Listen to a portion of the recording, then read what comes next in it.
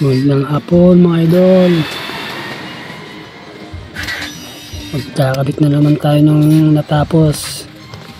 Ito isang cabinet sa ilalim ng lababo. Ayan po. Kakabit ko na ngayon. Katatapos ko lang to. Deliver agad. Para next project na naman. Ito saglit lang to. Sasalpak lang. Ito medyo may tinirang trabaho yung mason sa akin. Okay lang naman yan. Natural lang yan. Yan, salpak na natin.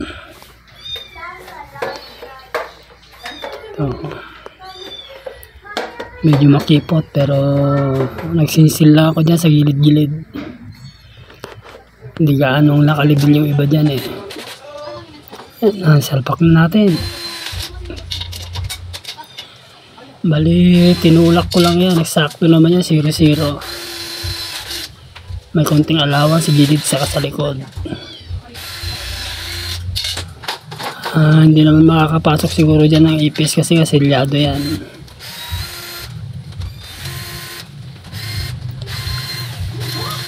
Bali cladding po ang mga sides nito, pati yung drawer. Kung naman to ang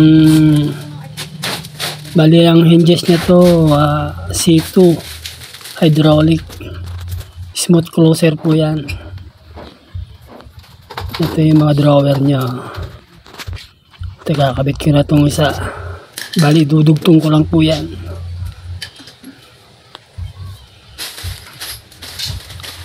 Mag letter L po yan dyan sa may lababo po yan.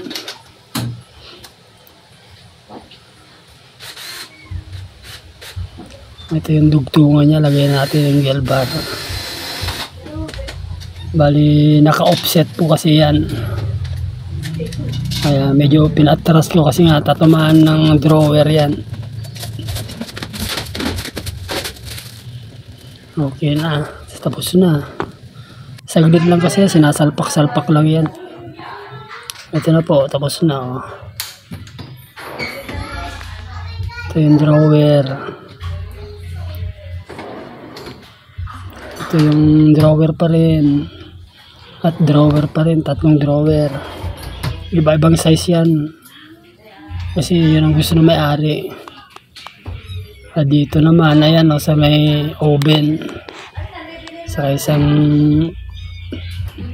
bodega, ayan po. Sa ako naman, silong ng lababo.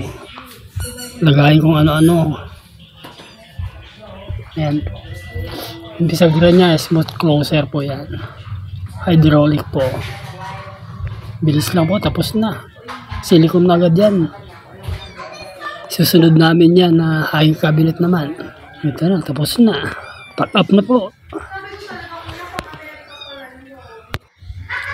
Next time ulit mga idol.